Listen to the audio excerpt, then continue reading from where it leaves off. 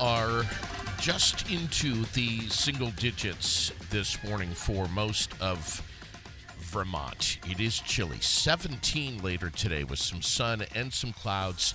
-5 tonight. Cold weather's going to be snapping back at us with partly cloudy skies. 23 tomorrow under mostly cloudy skies for a Thursday, and that, dare I say, warming trend. Is it really? 21 on Friday with mostly cloudy skies. Weekend looks pretty good, actually. 30s?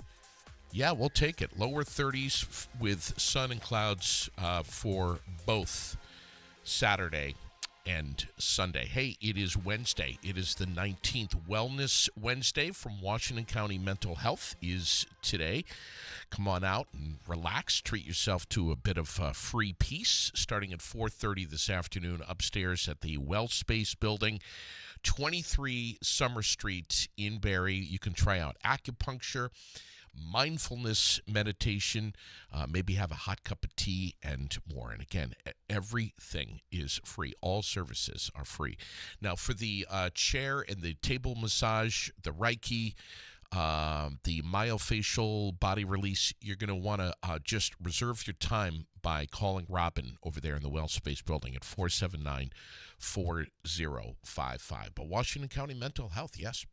They've been serving the Central Vermont community for nearly 60 years with person-centered care. It's what they're all about. Over 6,000 Vermonters every single year benefit directly or indirectly from Washington County Mental Health. Find them on Facebook, too. WCMHS. Again, cold weather today. Try to just embrace the winter for what it is and maybe get outside, get a breath of fresh, cool air in the lungs. Is sometimes can do a lot for you.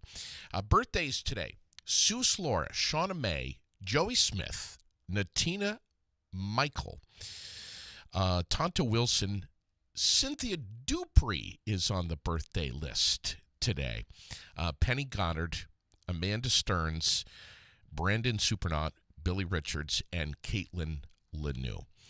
Our guests in the business spotlight this morning here on the Aired Out podcast, presenting sponsor of the Aired Out podcast, the Central Vermont Home Health and Hospice. We have with us in the studio the president and CEO, Sandy Rousse. We have our chief advancement officer, Emily McKenna. Welcome to you both, ladies.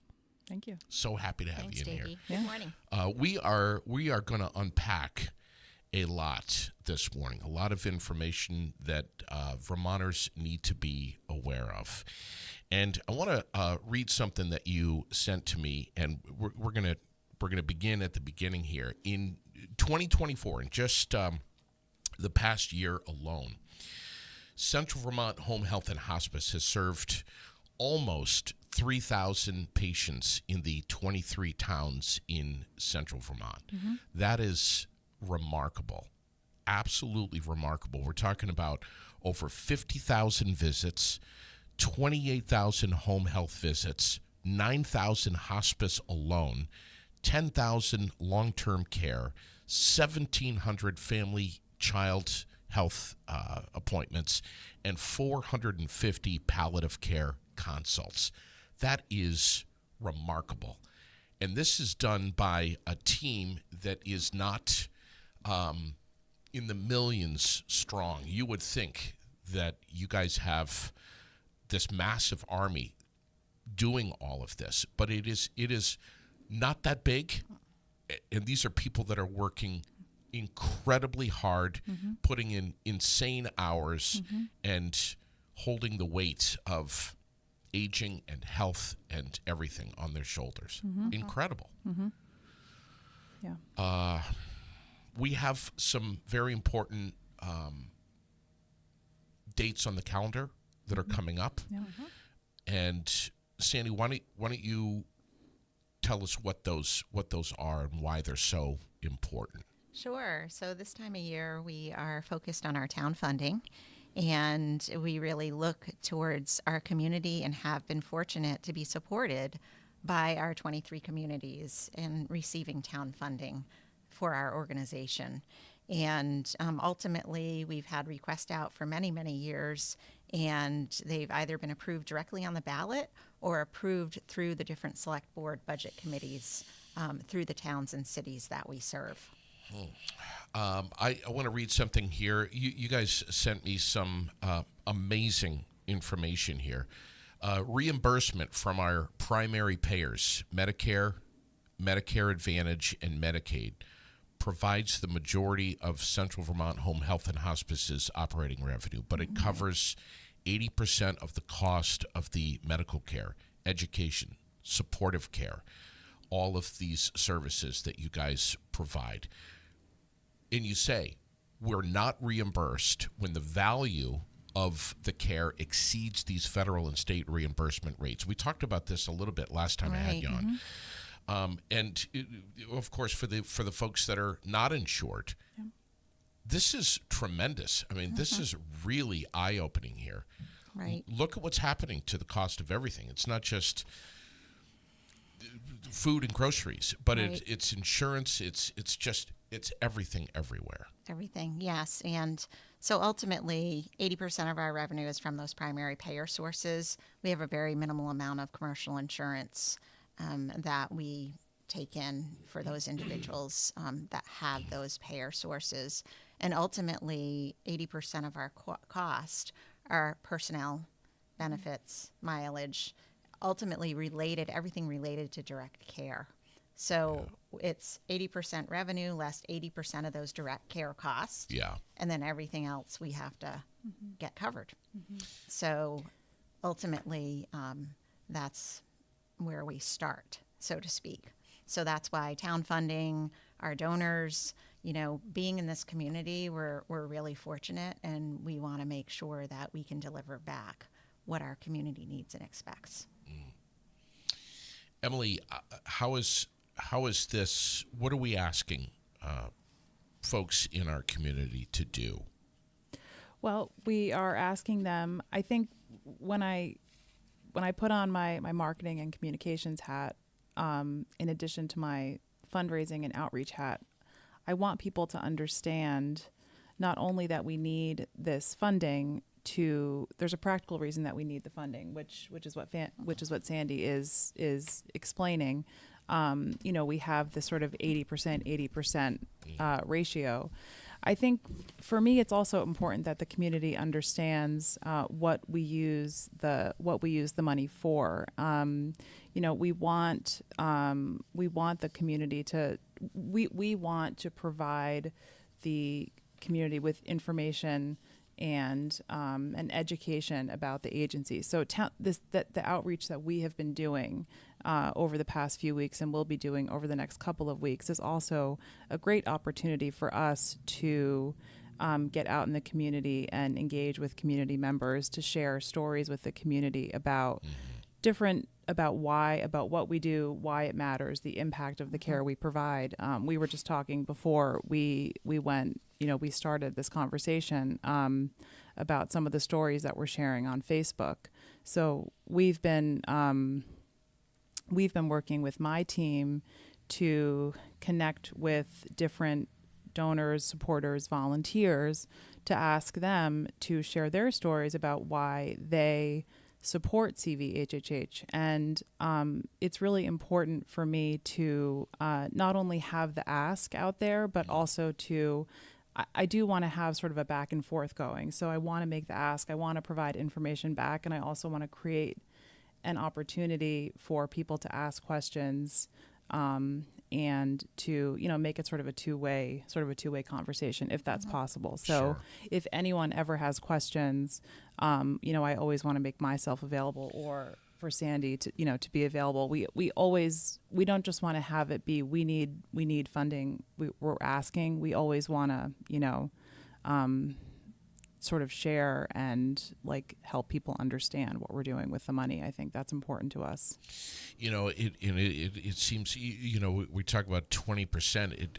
But I mean, this is really vital. I mean, this is may not seem like a huge percentage, but my gosh, it really is. It's absolutely critical. What do we, what happens if we don't have that? I mean, I wouldn't even want to think of that. I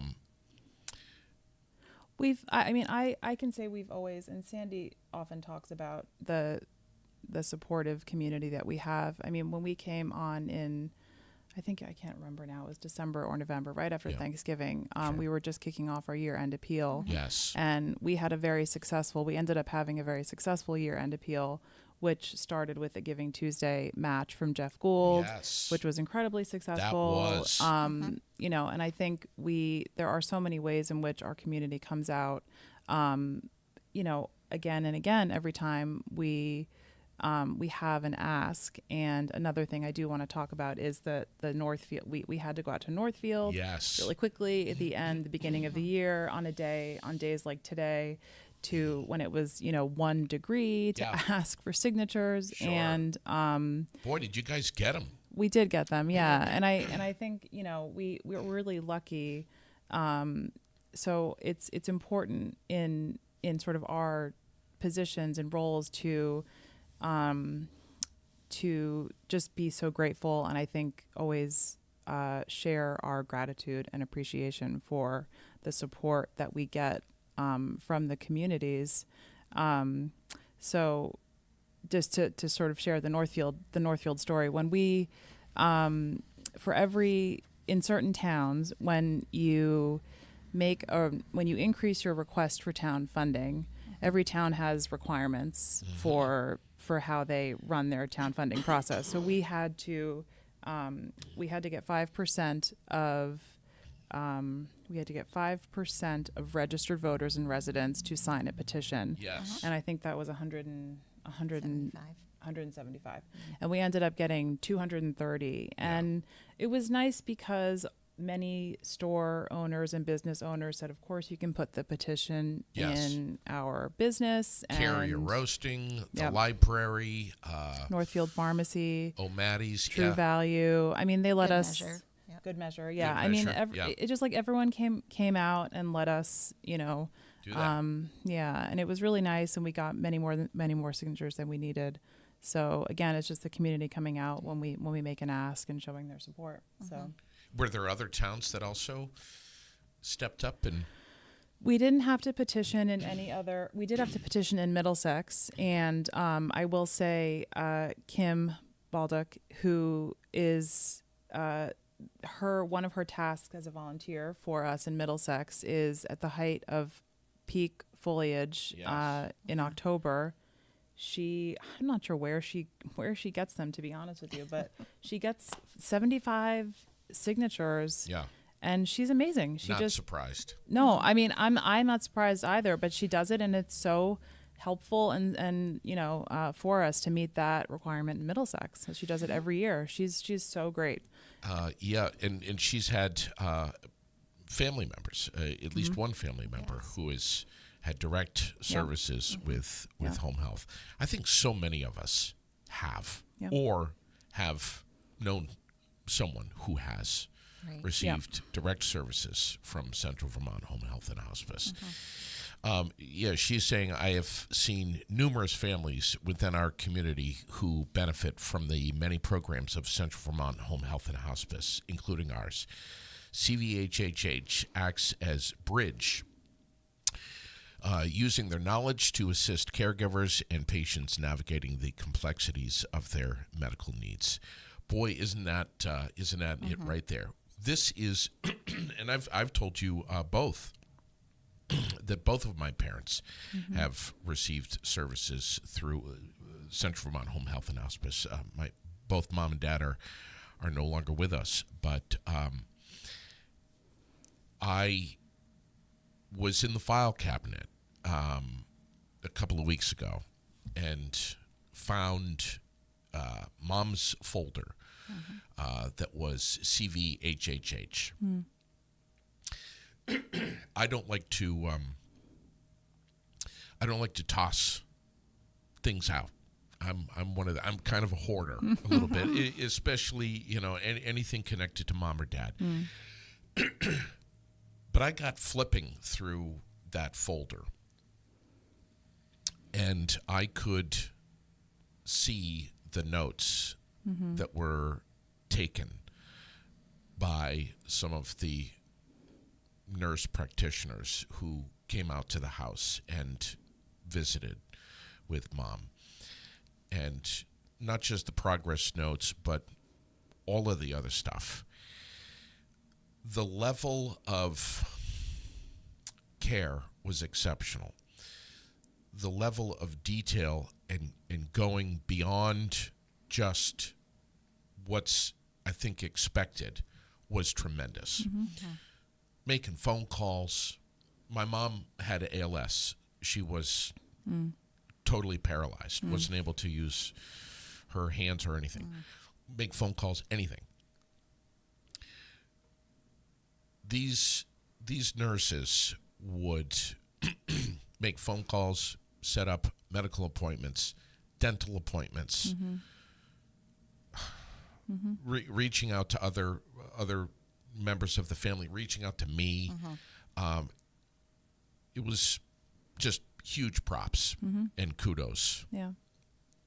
So. Yeah, the staff, I mean, when you think about it, the staff go into someone's home and ultimately, you know, they're not necessarily calling back to the office telling us to make the calls. They're doing it themselves. So whether they're a nurse or a social worker, Sure. even a home health aide will most times report in, but they're always on as to what does this individual need and what can we do. And lots of times it's not just addressing what we have to address. Right. It's ultimately going above and beyond to help them get what they need. And that's what's so amazing about doing that care in the home, because you're not on a 15-minute visit time slot or a 30-minute time slot, or it doesn't just get passed off to somebody else. And lots of times our managers do support our case managers out in the field, but ultimately they're the ones that carry that, which is pretty holistic. Yeah, and that's what drives their passion for the work as well. Yeah. When we think home health and hospice, and especially when we hear the word hospice, we think of the aging, the elderly, medical issues, but what about the kids? So I have direct experience with the Family and Child Health Program. Granted, it was many years ago, but I had a high-risk pregnancy. So ultimately, I was fortunate once I was able to come home from the hospital after 13 weeks that my team was, at the time, the maternal and child health team at Central Vermont Home Health. And they were my lifeline. They knew everything that I was going through from a pregnancy perspective, which was pretty in-depth medically. And they supported me through helping me make decisions, including after hours when I needed something. Sometimes they would bring it over to me. One of the nurses was actually a neighbor. So fortunately, I had that care. And now that's kind of evolved and transitioned in that our state and community, let alone our nation, really sees the value in ensuring that women that are pregnant and ultimately have a child, and how do we really support that parenting unit and that child through a certain age to be able to really give them a good foundation, not only for their health, but just, for all things involved and how they integrate into, social situations, etc. So certainly Emily has some information to share about some of the programs that we manage right now under that umbrella.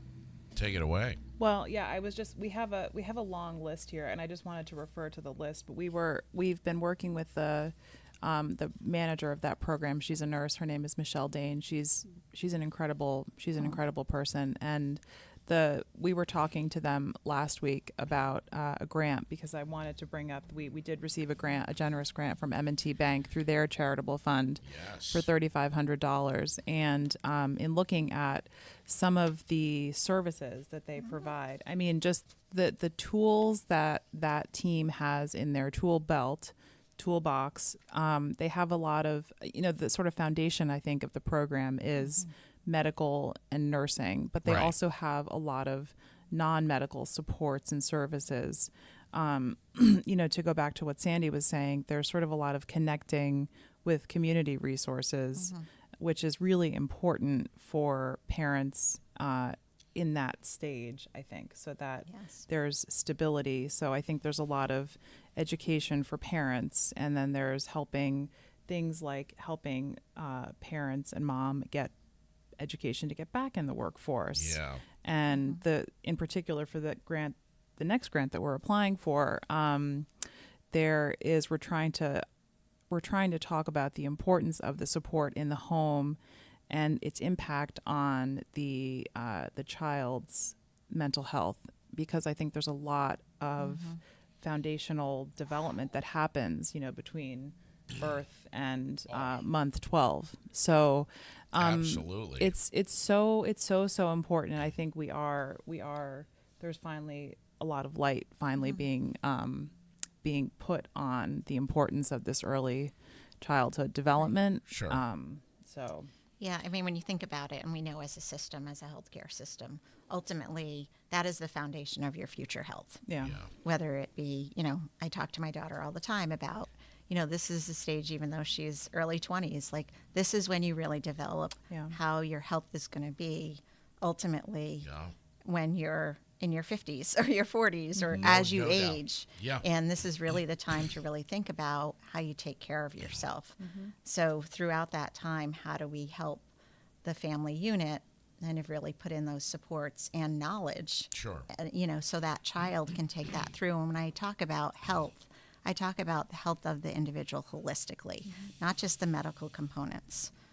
It's all the other things. You have always driven that home Yeah. every time I've had you on the microphone, Right. Sandy. And that's the unique part of taking care of people in their home, Sure. because that's everything in their environment actually impacts their overall health. Sure.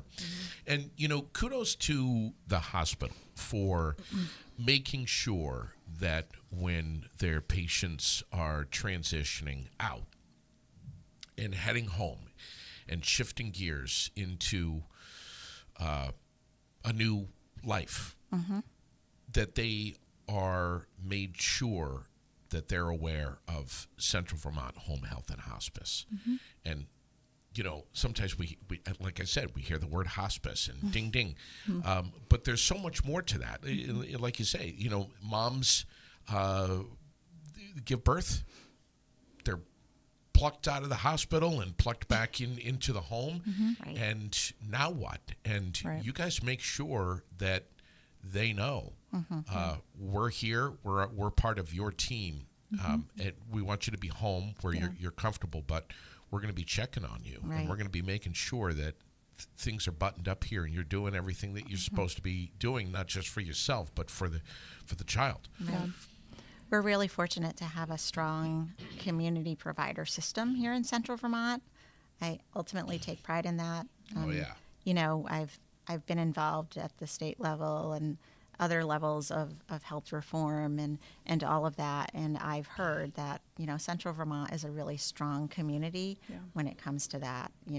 Our hospital is our primary referral source. Sure. They're, definitely a strong community partner. Our goal is to ultimately support their goals. Sure. Which involves the whole community, whether they touch our services or not right now.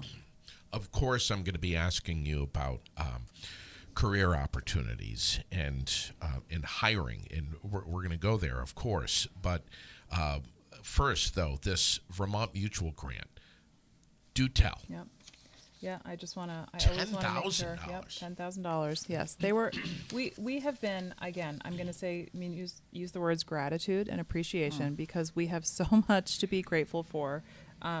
There's a lot going on in the world and even in Vermont, and I say we are so lucky that we can continue to do what we're doing and have the support of our community and the businesses in Vermont and in our local community. So we received a $10,000 grant at the beginning of this year through their charitable fund to support our home care program. And this is they did not give us many restrictions, but the program, the money will support our home care program. So our home care program is our home health program, rather, is our largest program in terms of patients served and visits provided. as you Yeah. read in the beginning. So it's very broad in its reach and in terms of the types of patients who in terms of the needs of the patients who are cared for. Yep.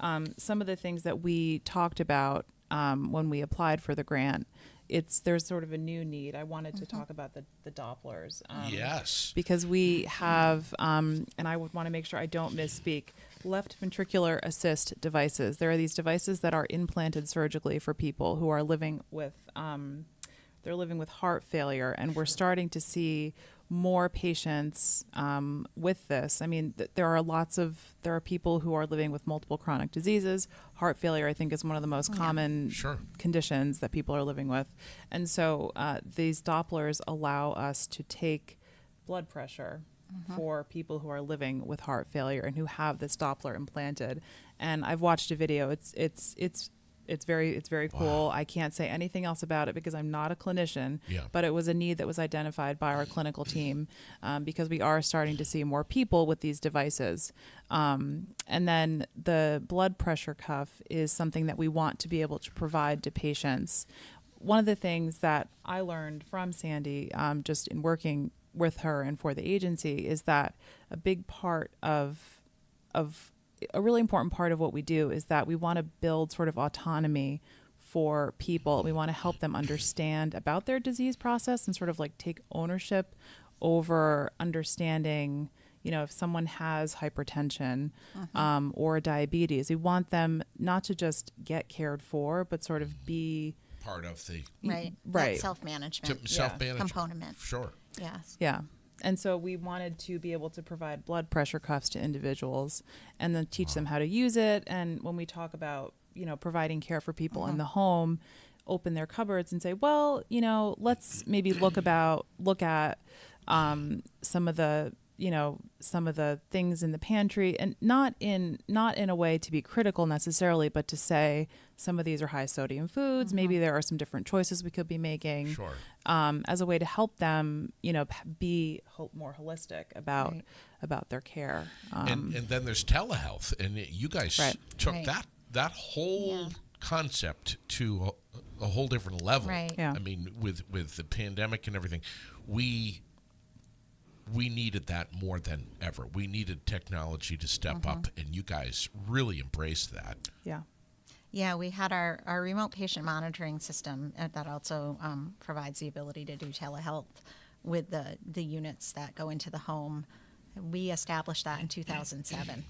So we were one of I think there was one other agency at the time that might have had a program in place. Yeah. And that really has been a program that has, grown with us over time and over the years. And of course now there is so much related to telehealth and Yeah. remote patient monitoring Sure. and devices you can have at home to translate information to your physician office, let alone for somebody to monitor it. So it's really, excuse me, it's really been an opportunity for Yeah. us. And I know, state law is that Vermont make available affordable health insurance. But what a subjective word that is, affordable, man. But are you guys really finding Vermonters who are uninsured? Yes, I think more and more with health insurance being so costly, deductibles are higher for individuals. So therefore, too, they, if there are copays or whatnot, or what they have to do to meet their deductible to get 100% coverage for certain things, ultimately they can't afford it.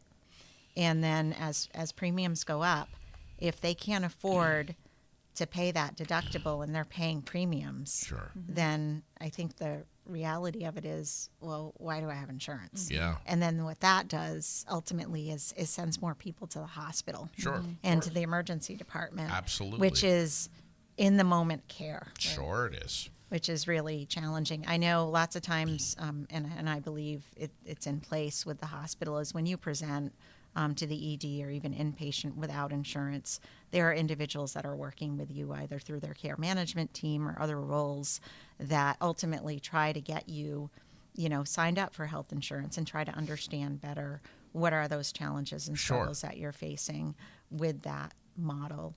And in addition to that, if you don't have a primary care provider, how can we connect you with an individual? That's a tough, because we know primary care nationally Sure. is a challenge. But ultimately, our local hospital is really pushing Yeah. to do that work, and we're there's- trying to support that as They're well. struggling up there. I mean, there's been so many cuts in so many different programs, and they're just doing all they can. And then, you throw in this time of year where everybody has some form of flu or RSV Right. or, Yeah. Right now, there's a lot of norovirus. that. This year has been Yeah, been tough been rough. for RSV and for flu and Yeah. pneumonia, actually. Sure. Yeah. Choices for Care was the program that both my mom and my dad had through Central Vermont Home Health and Hospice. I can't say enough about how critical that was, not just to them, but to me. Right. That is something that town funding is going to be seriously helping. Yes, Right? and town funding actually has supported that work for many, many years for us. Yeah. And our program, every so often how the program is structured, et cetera, how it works, changes a bit. So ultimately, too, we try to look at our organization and, are there new program services that Yeah. we want to put in place, which we have in this past couple of years. We've Yeah. implemented an outpatient palliative care consultative service. Wow. Which has been really critical in helping us really support those individuals Sure. that are, pretty significantly ill, and, learning about the disease progression. Right. And ultimately, thinking about advanced care planning and what you want that care to look like when you really can't take care of yourself, and where do you want that care to be. So we have been able to really use our town funding to support that Choices for Care program, and ultimately, Sure. over time, support new program services, which is really critical. Yeah. I think the hardest part with our Choices for Care program has really been the workforce, and that's not new. I can pull files out that are from years ago that we were talking about this. So ultimately, I know the state has made some changes Yeah. to that program, and hoping to get more organizations that have those workforce to help support individuals at home. So And education. VTC and wherever, UVM. Frankly, we need more local nurses, male, female, who are passionate about taking on this field, which is, I can't think of anything more challenging off the top of my head. I mean, this is a huge, huge thing, but we need more local students. ultimately we want What I'm saying. Yeah, we want individuals to go to school here, and we want them to stay here and work. Right. And We've all heard the really words support. traveling. We've all heard the words traveling nurses Right. many, many, many times Exactly. over the last couple of years. But we need more people who are from this community, who know the family members Right. of Exactly. everyone. Neighbors taking care of neighbors ultimately is what it exactly is, it, and yes. that's ultimately what it's been Sure. for our work. And traveling clinicians, really nice people. It's not they're bad people. It's Sure. just ultimately they haven't lived here. They're Right. here for a certain amount of time. They want to check out Vermont, and ultimately they don't really know our systems very well. And certainly, I think the weather can be challenging. And when that happens, they tend to sometimes not want to show up for work, which is just an added burden. Yes. But ultimately, how do we bring that workforce capacity up to a place where, we have individuals that are living here, Right. spending time in their community, Yeah. in their downtowns, that we have housing for them that is affordable, all levels of housing, because everybody's everybody's at different levels in the healthcare system. It's not just nurses and doctors. It's all sorts of individuals that really make all of this work, whether it's, in the hospital, in a primary care setting, or in the home, and in different sectors of the health field. I love this conversation, and you are just nailing it right there. I mean, that is it. We just got a comment here. Central Vermont Home Health and Hospice is a blessing for the young and the old. My daughter is a nursing student right now and will be finishing in November another degree in the medical field for her. Man, I wish we had a lot more comments like that. Yeah. You need additional staff. You Right. guys have a section on your page for career opportunities. Right. Can we talk a little bit about that? Yeah. Absolutely. Yeah. Emily, I'll let you talk about that. Yeah, we have been. I have to say we offer a lot of what I think are incredible benefits to our staff. The HR team, the leadership team, the board has been incredibly supportive of staff and put forward some benefits, including the most recent one is a safe harbor retirement contribution. So everyone who's eligible gets a 3% contribution that's immediately, and just correct me, please. Numbers are not my strong point. So storytelling is, numbers are not. So I just want to, so it's a 3% contribution for all eligible employees, and the employee is immediately vested. So you don't have to wait 1 year, 2 years, 5 years to have that contribution from CVHHH. Wow. Which is wonderful. And it's 3% of your annual income right there for you. So it's not match required. Or not match dependent, and it's there for you.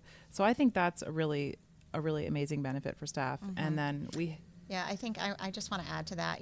The ultimate goal and one of the reasons why we went that route was not only to be competitive within the system of workforce and recruitment and retention, but ultimately we want to help our employees save for their future. Yeah. So, and we really want to find a way to make that possible based Right. on the economy now and how much things cost, that sometimes people think, Sure. oh, I don't, Yeah. that's like kind of the last thing on their list. And, Yeah, and right. ultimately we want to help them build a good foundation for their future.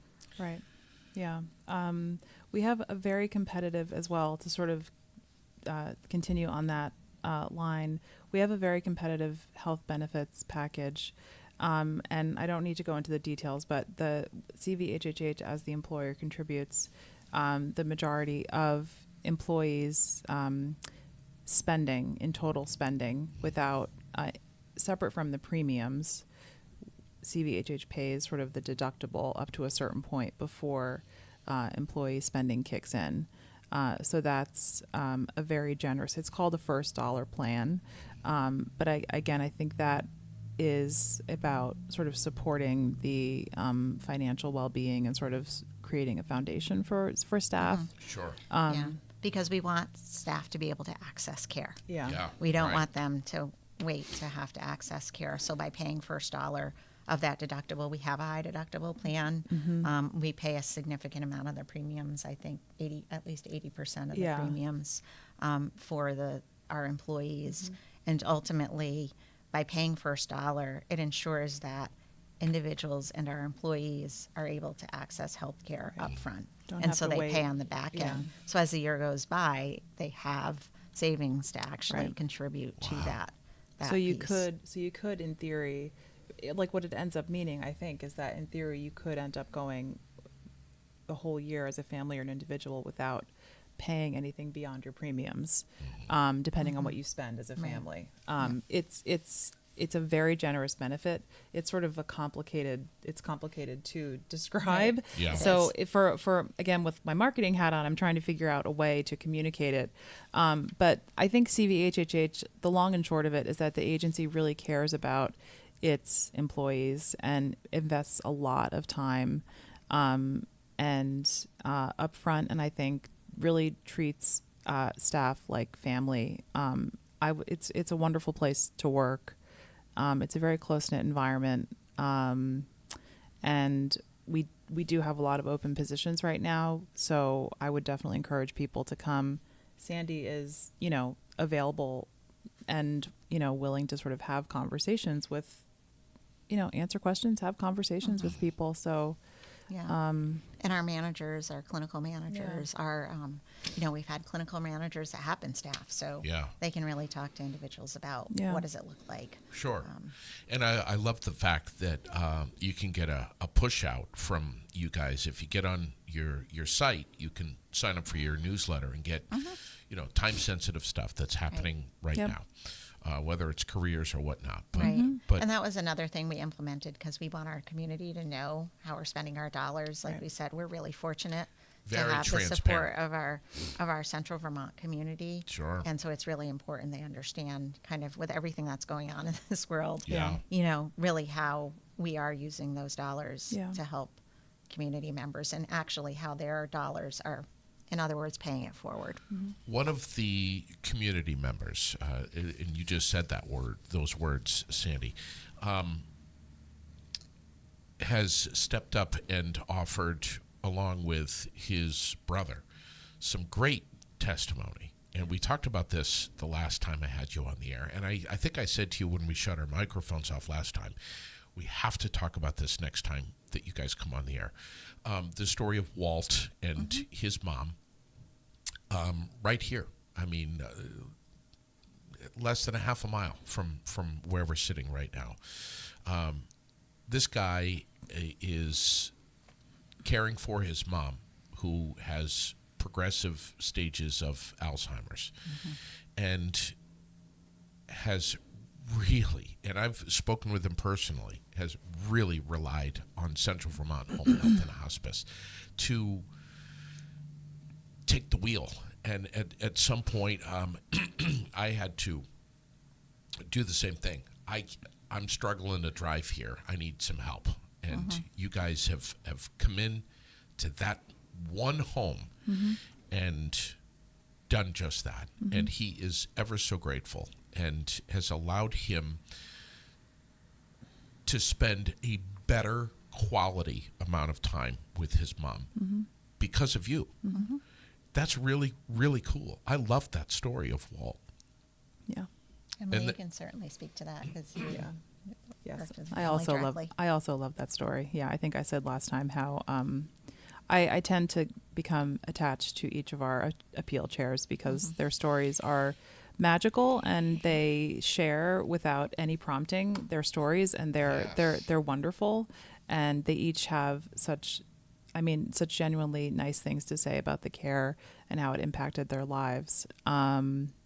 So yeah, I think, and interestingly, Walt and Dell ended up transitioning to hospice, but they came to hospice through our palliative care consultative program. I think they were they went to their physician, and the word hospice, which you said can introduce fear, concern, confusion for people. Sure. And their next step was to call our palliative care nurse practitioner. I don't know, Sandy, if you want to talk about what that process can be, but I think that is a newish program for us. It's 2 years old now, and Sandy introduced the program to the agency, and I think it's doing a lot of people like Walt and Kristen and Dell.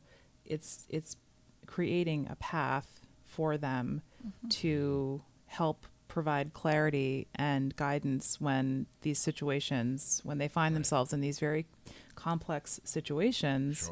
And thankfully it's working out for people, helping them make these decisions and understand what they want and need. So we did introduce our outpatient palliative care program, our consultative service in 2023. We hired a doctor of nurse practice, actually, Kelly Elwell, to come onto our team. And she started per diem with us in the beginning of 2023. And then ultimately we launched the program live in April of 23. And she's almost doubled the amount of individuals that she's had a touch point with, visits she's done. in the last year. So ultimately, her goal is to really, and our goal for her in that service is to work with individuals who have, multiple chronic diseases, who have a loved one who has multiple chronic diseases, and they're trying to determine how do we, move forward and what type of care will they need, especially those individuals with dementia. Kelly really has a lot of knowledge and expertise around that, and really working with families to talk to them about the disease progression and what that's going to look like, and do some advanced care planning with them around what if, and what do you want your care to look like, and where do you want that care to be? Yes. Do you want a family member ultimately, taking care of you in the home? And sometimes when you're in the home environment, you really have the opportunity to sit back and think about, geez, do I really want my loved ones doing my personal care? Do I really want to be at home, and is that possible? And ultimately, too, it walks you through, what do you want if you were to have a sudden cardiac event? Do you want to have CPR? Do you want to be sent to the, what are all those things? Yeah. And I think a lot of it is education, though. Education not only of the potential disease process, but ultimately of the resources available to you, or things you need to put in place. Sure. At what point may you want to be looking at going into a facility that has supports in place there versus being able to stay home? Sure. And we have a lot of great supports in this community, and ultimately, not enough of them based on our demographics. But Kelly is really great in working with those individuals and families to help them sort out where the best place is for them to receive care or support. And in this case, for the Haskins family, it was transitioning to hospice. Yeah. And now Walt and Dell are able to be with their mom and do the things that they really want to do with her. Better quality. Yep. Right, Yeah. exactly. And the team is able to help them, guide them, to provide that medical support and keep her at home versus going back and forth to the hospital. Isn't it remarkable how Central Vermont Home Health and Hospice, when they're assigned to someone, it's so much more than just that one quote unquote patient. It's their family. Yeah. I mean, they're not caring for one person. You guys are caring for several people here, Right. and on all different levels and in different ways. I mean, Yeah. wow, it's a And tall ultimately, order. for us to have an additional service under our umbrella, because sometimes you're on the home health program, and ultimately it gets to a place where if you're under Medicare, if you don't have certain things that are happening, even though you really need care, it doesn't cover it after a certain point. So ultimately, if we have another service that can help bridge that gap and help individuals make decisions about whether they want to go back to the hospital, whether, they're in a place where they may want to transition to hospice sooner than they thought. Or just what are those things they really have to think about putting in place so that when that time comes, it's not crisis, because that's lots of times what happens. It's crisis. They land in the hospital. That's right. Surprises. They're getting a palliative consult at the hospital, which is wonderful. We have a really great team at our local hospital. And ultimately, it's a crisis management situation. Let's say this to the voters. I know you both have as well, have had conversations with people who are maybe in their 20s or 30s who are honestly just loving life, living essentially. You should see my nephews, 20 years old, kind of carefree, just embracing the current moment, not really thinking about tomorrow.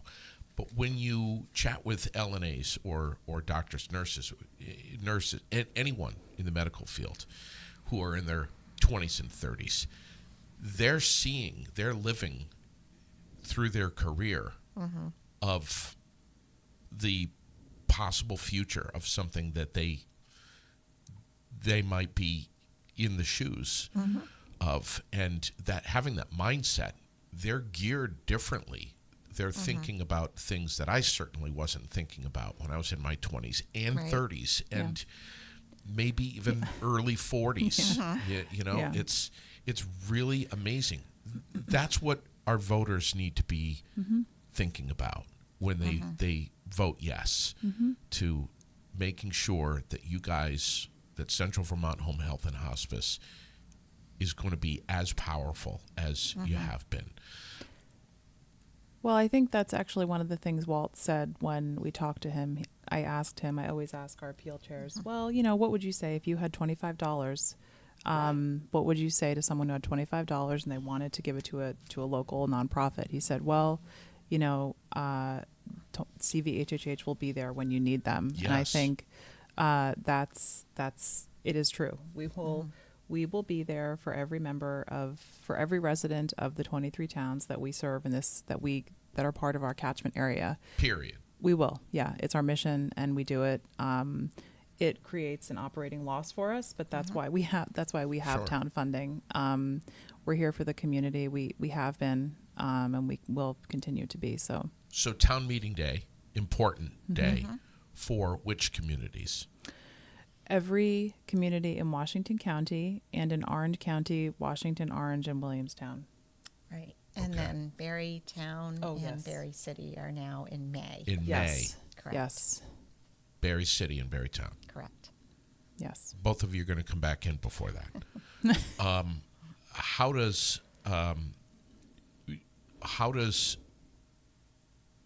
is your response to folks who say, well, you're funded by Medicare. Do you really need town funding?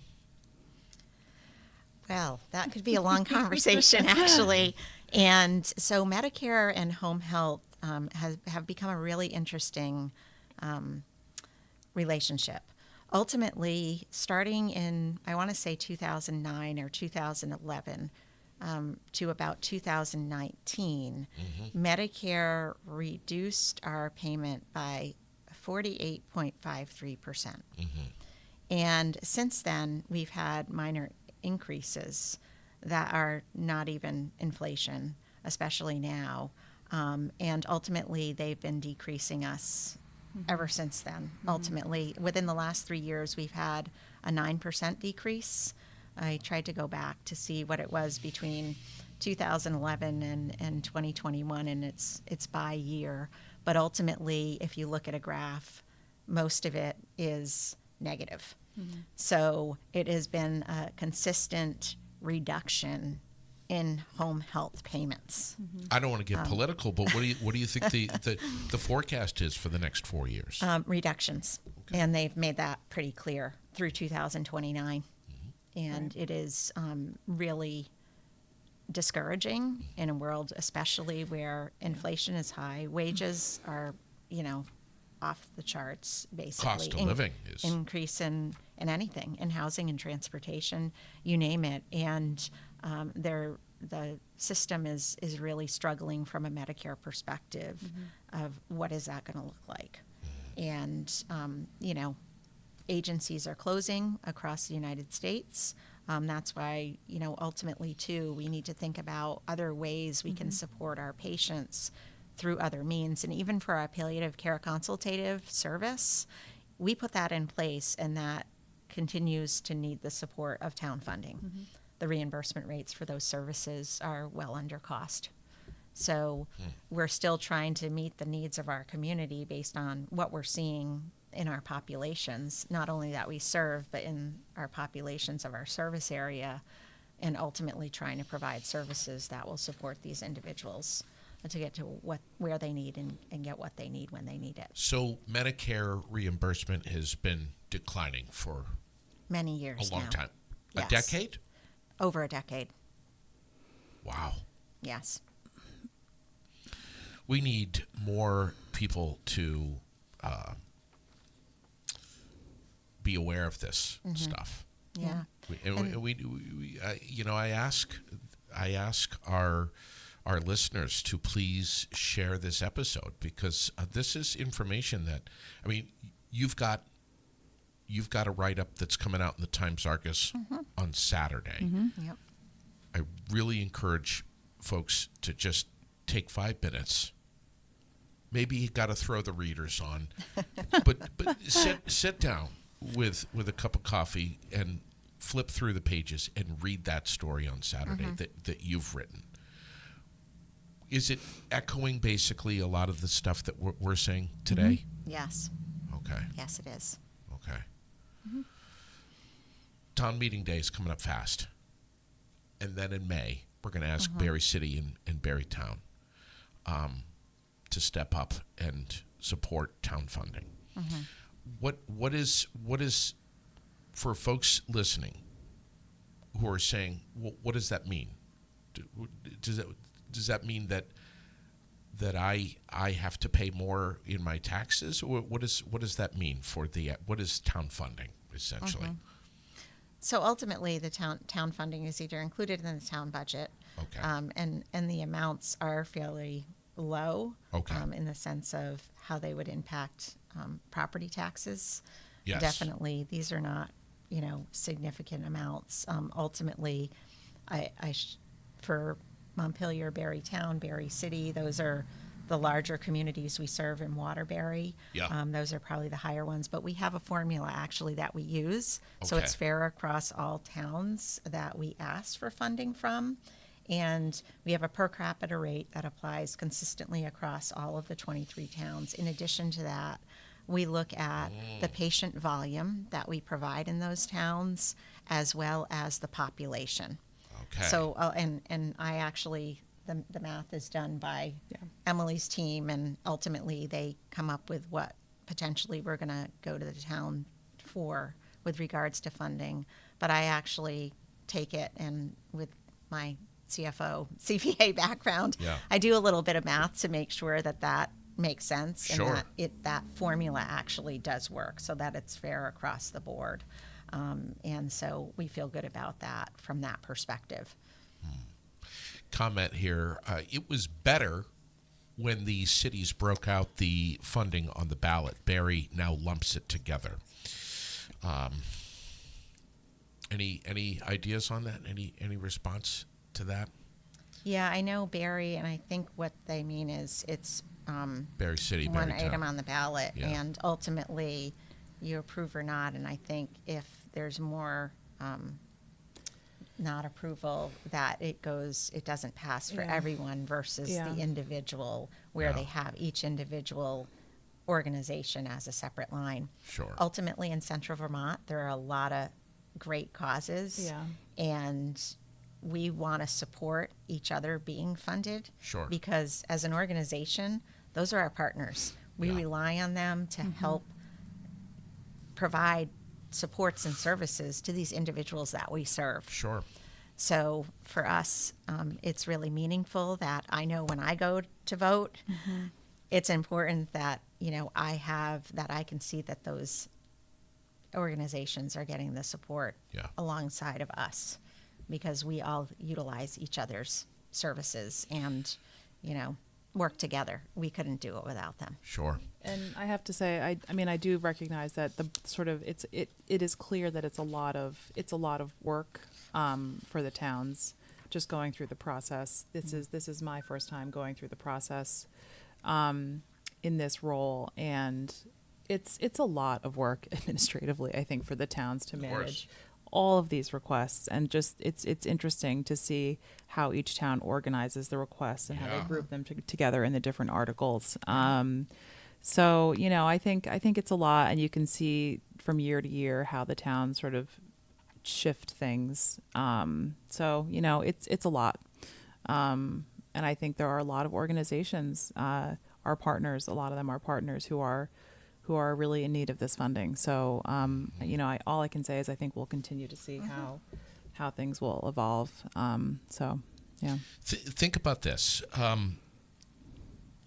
Central Vermont Home Health and Hospice is not an agency that's just catering to the elderly.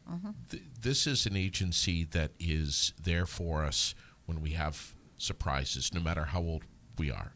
You could be a young guy in a motorcycle accident, and all of a sudden, your life has drastically changed in a matter of seconds, and now you are relying on Central Vermont Home Health and Hospice, relying 7 days a week, maybe,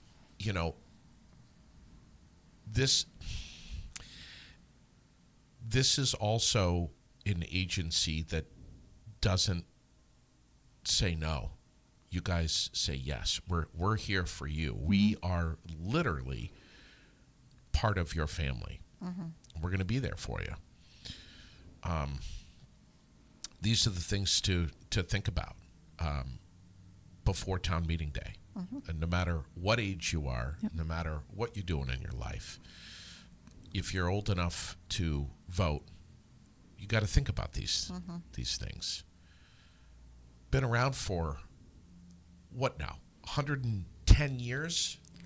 Over 110, yeah. yeah. We were, like I said, don't make me do math right now, but we I were we were founded in 1911. So, Okay. yeah. All right. Wow. By one visiting nurse. We were founded by one visiting nurse in Montpelier. I know that, yeah. So I'll we've bet- just grown since then. I'll yeah. bet you I'm worse in math. I don't than know. you are. I had to Pretty do bad. I had to help my sixth grade son try to multiply fractions. Oh, get it. Yeah. Please Yeah. don't. With the new way of doing it. I couldn't do it. I was completely done. So But advanced care planning, palliative care, these are things that Central Vermont Home Health and Hospice wants to take to the next level. yeah. And make sure that you're able to provide, at the bare minimum, the services, the quality services that you have that are even more needed now. We got to get this done. Yep. Yes.